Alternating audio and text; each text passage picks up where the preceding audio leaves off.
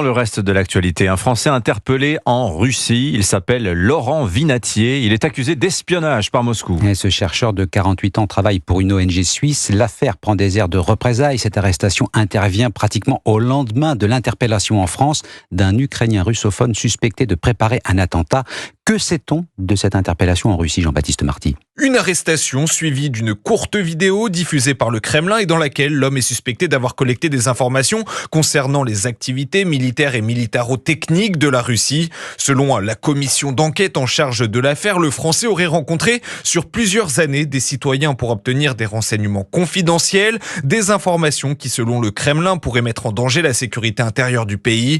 Des accusations graves, puisqu'elles sont passibles d'une peine qui peut aller jusqu'à 5 ans d'emprisonnement là-bas. Alors, cette arrestation survient au lendemain de celle d'un ressortissant ukrainien russophone en France, suspecté d'avoir voulu confectionner des engins explosifs dans sa chambre d'hôtel près de l'aéroport Roissy-Charles de Gaulle. Ce qui interroge donc l'esprit de vengeance de la Russie envers la France n'est pas à exclure concernant cette affaire. Jean-Baptiste Marty du service police-justice d'Europe 1.